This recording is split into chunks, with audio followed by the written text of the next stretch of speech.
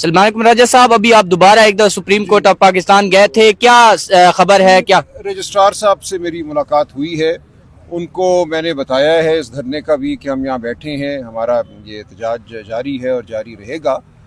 और ये मैंने उनसे तकाजा किया कि जो सरकारी रिपोर्ट सुप्रीम कोर्ट में जमा कराई गई खान साहब की आंख के हवाले से, सेहत के हवाले से 16 फरवरी को, उस रिपोर्ट के हवाले से एक हियरिंग रखी जाए अदालत में, ताकि हम अपना नुक्ता नज़र दे सकें और चीफ जस्टिस साहब मज़ीद ऑर्डर पास कर सकें। हमारी ये डिमांड है कि उनका मुकम्मल खान साहब का चेकअप हो, शिफा इंटरनेशनल में ख़ानदान की मौजूदगी में हो, ख़ानदान के उस फ़र्द की मौजूदगी में हो जिसका इंतखाब ख़ानदान ख़ुद करेगा। हुकूमत को कोई हक़ हासिल नहीं कि वो ख़ानदान के एक फ़र्द को ख़ुद चुने। और जो खान साहब के ज़ाती मालिजीन हैं, डॉक्टर आसिम यूसुफ और डॉक्टर फैसल सुल्तान, उनकी मौजूदगी में हो।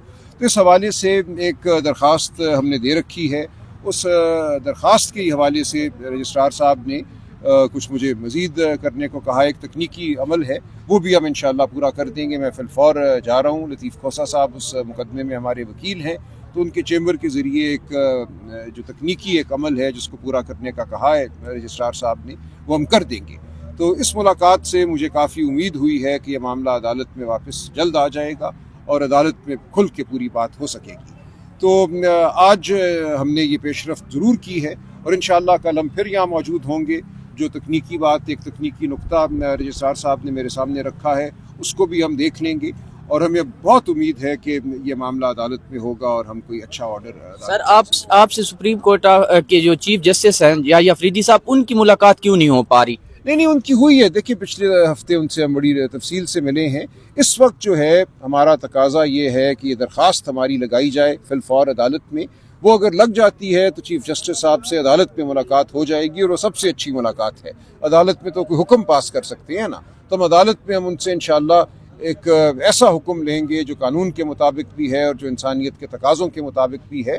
तो आज जो मेरी मुलाकात रजिस्ट्रार साहब से हुई है वो बहुत मैं समझता हूँ हौसला अफजा है। उन्होंने बताया कि चीफ साहब का इस हवाले से एक तकनीकी एक नुक्ता है, उसको हम पूरा कर देते हैं ताकि कोई इस हवाले से कलाम ना रहे। अच्छा, स्पीकर रियाज सादिक की जानिब से ये कहा गया था कि बैरिस्टर गौर से रब्ता किया और उनको ये कहा है कि आप अपनी मर्जी के डॉक्टर भी ले आएँ और फैमिली के मेंबर को भी ले आएँ। अच्छी बात है, अगर ऐसा होता है तो ये बहुत अच्छा है। देखिए, अगर खान साहब के ज़ाती मालिजीन और खान साहब के ख़ानदान का फ़र्द जिसका इंतखाब ख़ानदान ख़ुद करता है, उनकी मौजूदगी में मुकम्मल चेकअप खान साहब का शिफा इंटरनेशनल में होता है, तो ये बहुत अच्छी बात है। कौम को भी एतबार आएगा, ख़ानदान को भी एतबार आएगा और हम आगे बढ़ सकते हैं। तो एक बुनियादी तकाजा है, इसको पूरा कर दिया जाए, बाकी सियासत अपनी जगह है। अभी तारिक फजल चौधरी ने भी ये बताया कि 24 या 25 की शाम को इमरान खान को। देखिए, वो तो मामूल की बात है ना। ये जो टीका है हर महीने लगना होता है, इसके गालिबन 3 टीके होते हैं। एक लग चुका है, एक अब 25 फरवरी को लगेगा, फिर 25 मार्च को लगेगा।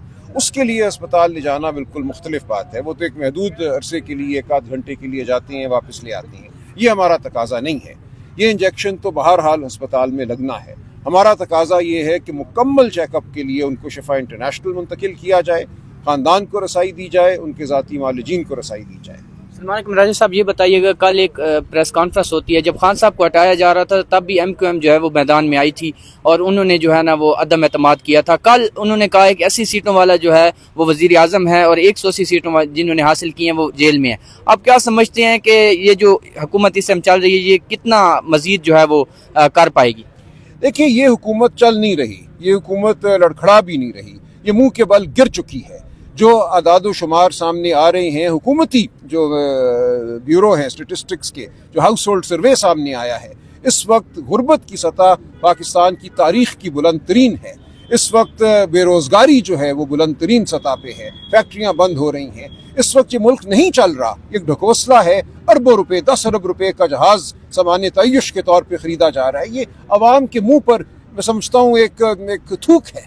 तो हमें इस निज़ाम को ख़त्म करना है। ये झूठ का निज़ाम है, ये फ्रॉड का निज़ाम है जो फ्रॉड के ज़रिए पैदा हुआ। इसका आवाम से कोई ताल्लुक नहीं है। मुल्क में दहशतगर्दी उरूज पर है। जब तक आवाम के हकीकी नुमाइंदे इस अमल का हिस्सा नहीं होंगे, जैसा खान साहब कहते हैं कि जो पख्तून अवाम के हकीकी नुमाइंदे हैं उनको बैठने दो, हमारे जो अमायदीन हैं, कबाइली अमायदीन हैं, اس جانب بھی سرحد کے اس جانب بھی سرحد کے ان کو بیٹھنے دو. افغان حکومت سے وہ لوگ بات کریں جن کو عوام کا اعتماد حاصل ہے. یہ تمام معاملہ آگے بڑھ سکتا ہے, اس پورے خطے میں خوشحالی آ سکتی ہے. ہم نے پختون عوام کو خوشحال دیکھنا ہے, بلوچ عوام کو خوشحال دیکھنا ہے, پنجاب اور سندھ کو خوشحال دیکھنا ہے, اس کے ساتھ ساتھ افغان عوام کو بھی ہم نے خوشحال دیکھنا ہے. جب تک پورا خطہ خوشحال نہیں ہوگا یا امن نہیں ہوگا, یہ تبھی ممکن ہے جب عوام کے حقیقی نمائندے حکومت میں ہوں. فارم 47 سے یہ معاملہ آگے نہیں بڑھے گا. سر یہ بتائیے گا کہ جو آپ کو خان صاحب نے پورا اختیار دیا ہوا ہے پارٹی کے حوالے سے, چلیں کال کے حوالے سے تو 2 لوگوں کو اختیار دیا ہوا ہے کہ آپ نے کب نکلنا ہے, کیا ڈیسائیڈ کرنا ہے, لیکن پارٹی کے اندر جو چیزیں چل رہی ہیں آپ نہیں سمجھتے کہ جو ہے وہ جو لوگ اس ٹائم کام کر رہے ہیں, جو اینٹی چل رہے ہیں آپ کے, ان کو آپ ڈی سیٹ کروائیں یا ان کو جو ہے وہ آپ پارٹی سے نکالیں؟ پارٹی کے جو اندرونی معاملات ہیں ان پہ ہماری بالکل نظر ہے. ہمارے پارلیمانی لیڈر ہیں شاہد بھائی, یہ کھڑے ہیں, عامر ڈوگر صاحب ہمارے ساتھ تھے, علامہ ناصر, چکزئی صاحب, ہم سب کی نظر ہے.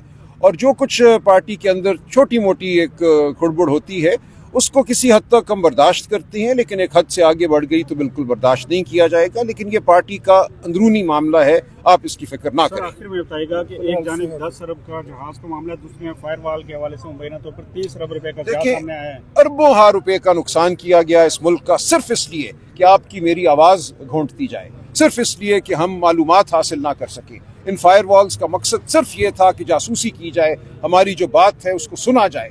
اس ملک کو ایک جیل خانہ بنا دیا گیا ہے, یہاں کوئی بھی کسی وقت اٹھ سکتا ہے, غائب ہو سکتا ہے. آپ کی میری گفتگو محفوظ نہیں ہے, جھوٹی گفتگو ہم پہ لگائی جا سکتی ہے, جھوٹے بیانیے بنے جا سکتے ہیں. تو مکمل طور پہ اس وقت فراڈ کا سما ہے.